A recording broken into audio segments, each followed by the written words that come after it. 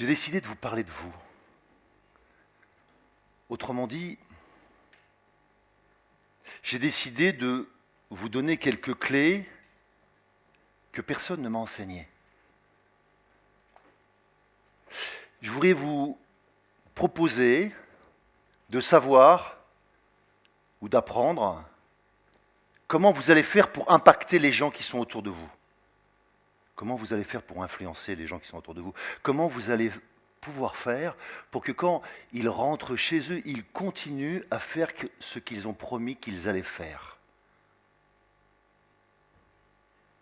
Comment vous allez faire pour que, à un moment donné, quand vous demandiez quelque chose à votre enfant, il le fait, sans que vous le suppliez, ou sans que vous éleviez la voix.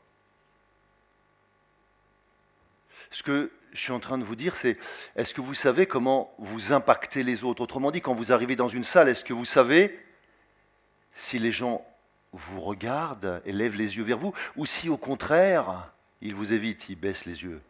Est-ce qu'ils vont vers vous, ou au contraire, ils reculent quand vous arrivez? Est-ce que vous avez pris conscience de ce qui, en vous, les impacte, sans avoir parlé, sans que j'exprime un seul mot? Moi, j'ai eu la chance que cet enseignement me soit donné directement via un arbre. Il y a des arbres, des forêts, des éléphants, des baleines, des dauphins, des loups. J'ai bien dit personne. Pour autant, c'est la nature qui m'a enseigné, et la nature nous enseigne tous les jours. C'est un livre ouvert, et la majorité d'entre nous ne regardons même pas les pages, même pas les images. Alors qu'en permanence, elle nous enseigne qui nous sommes. La grande différence avec les humains, c'est que les chevaux et les arbres ne mentent pas. Essayez. Essayez de faire mentir un arbre. Je vous mets au défi.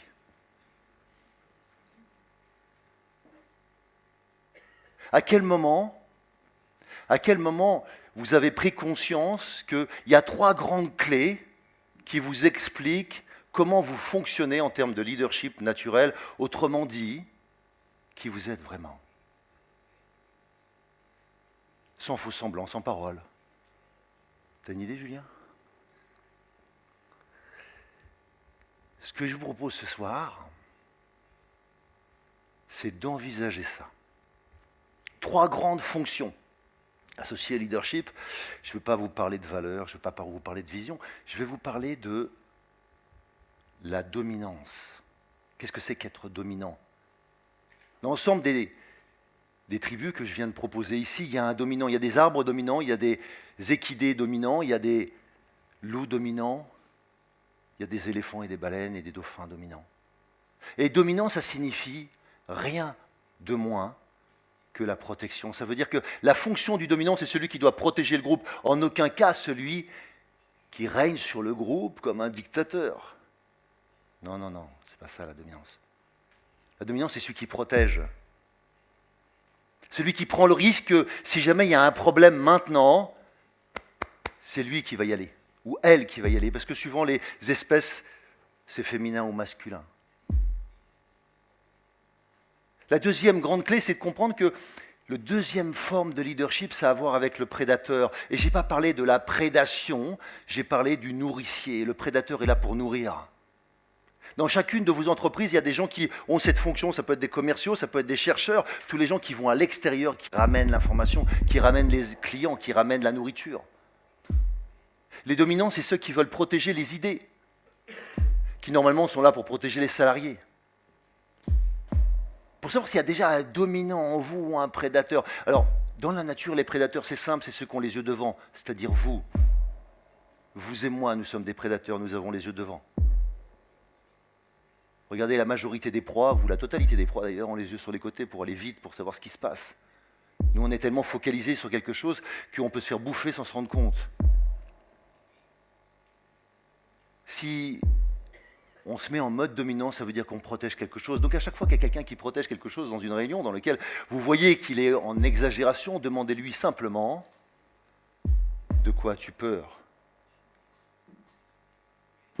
Est-ce que tu prends conscience que je ne suis pas en train d'essayer d'attaquer ton royaume, mais peut-être que j'émets une idée qui dérange l'idée que tu te faisais de ce sujet? Si je dis quelque chose sur vos enfants de désagréable, je pense que le dominant va sortir rapidement. Si jamais vous êtes en train de préparer le projet le plus important de votre vie et que je viens le piétiner gentiment, là, juste comme ça, je pense que le dominant va sortir. Je ne ferai pas un pas de plus parce que ça peut être dangereux pour moi là. Mais le dominant en vous, c'est celui qui protège. Attention qu'il n'y ait pas confusion entre le dominant et le prédateur, parce que le dominant et le prédateur mélangés, vous savez ce que c'est? C'est le dictateur.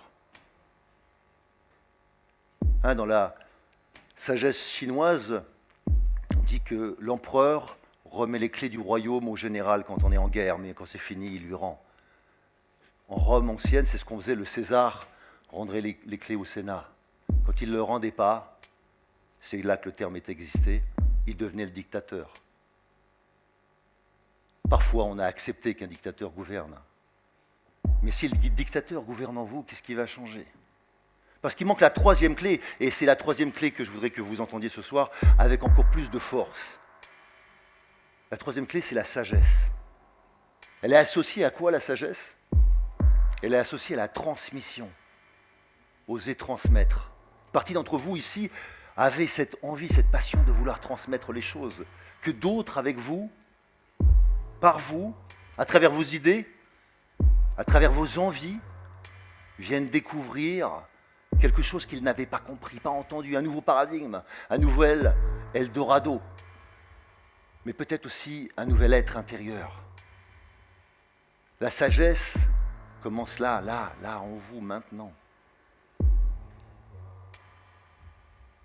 Je propose d'imaginer, vous allez fermer les yeux quelques instants. Alors pour que ça soit plus drôle, vous allez imaginer que vous avez mis un masque de réalité virtuelle.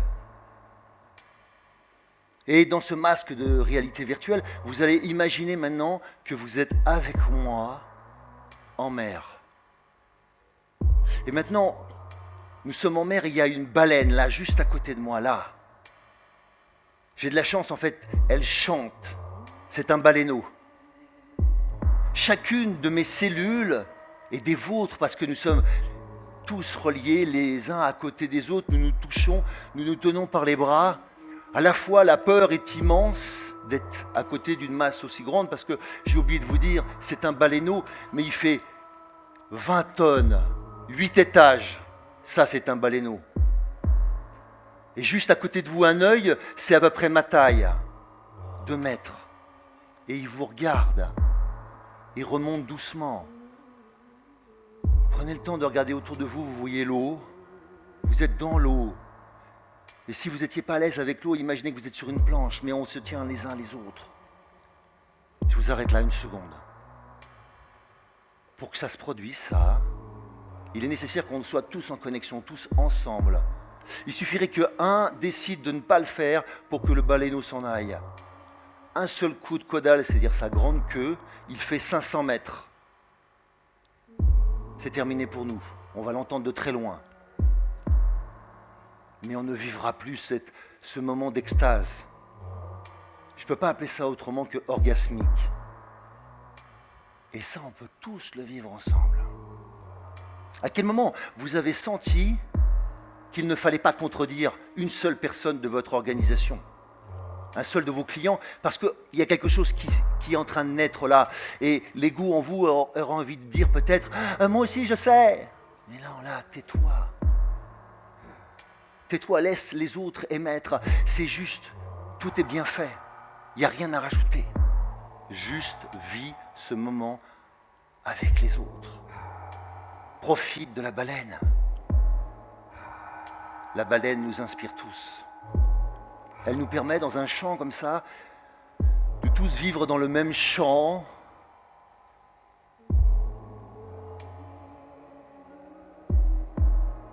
Quand je parle de chant, je parle à la fois du chant sonore, ça va de soi, mais de l'espace créé par cette situation.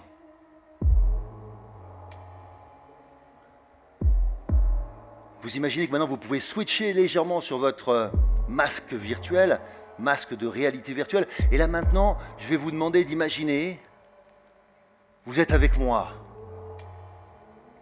On est au centre, sur une terre, vous ne voyez pas grand-chose parce que c'est la nuit. Il y a juste un anneau de feu autour de vous. Ça fait 20 mètres de diamètre et on est 10 dans cet anneau de feu.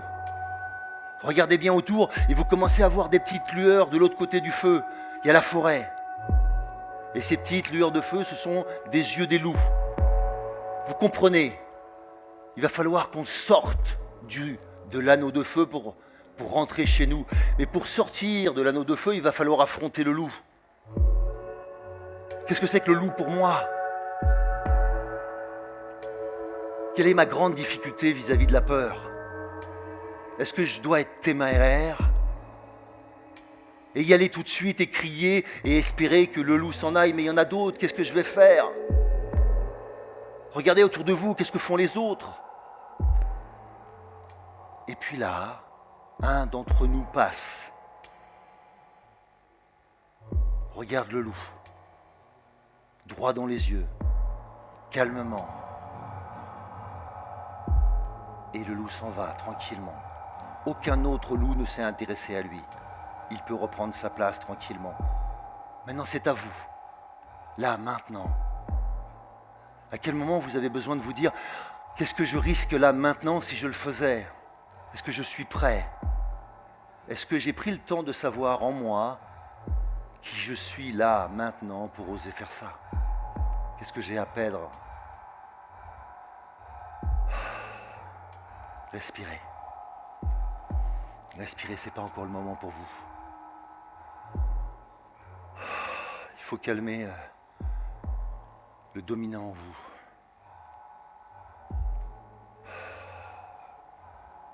Il va falloir choisir le prédateur, celui qui est agile, celui qui sait courir vite. Et pour autant, on va chercher dans nos tripes la capacité que vous avez tous d'oser regarder le loup droit dans les yeux.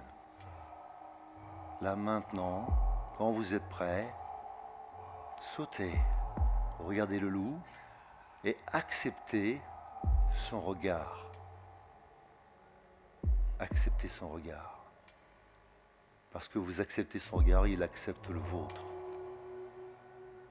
Il n'a pas peur que vous ayez peur. Il a peur de votre courage. Et pour que vous ayez du courage, il faut que vous acceptiez d'avoir peur. Pour traverser votre peur. Pour aller au-delà de celle-là. Mais pas par témérité, parce que sinon vous auriez une chance d'affronter le mal alpha. Et là, je ne suis pas sûr que vous gagneriez. Il faudrait vraiment un dominant très fort en vous. Si maintenant le sage arrivait et que vous étiez capable de parler d'amour avec ce loup, tout en lui montrant que vous êtes très présent, que vous n'allez pas reculer, là peut-être, il vous écoutera. Prenez le temps maintenant d'enlever ce masque de réalité virtuelle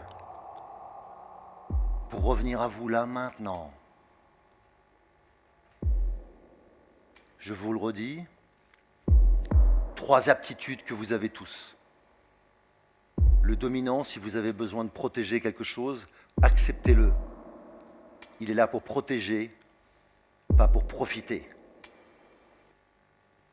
Le prédateur en vous, il est là pour nourrir. Après vous, ce n'est pas Attila. Ça doit pouvoir repousser. Et le 3e, c'est le sage. Qu'est-ce que vous avez à transmettre? Il n'est plus l'heure de faire de la rétention. Il est l'heure d'offrir au monde qui vous êtes. Vous pouvez passer du mode prédateur au mode sage. Offrez-vous à ce monde. Il n'a que ça. Il vous attend. Merci.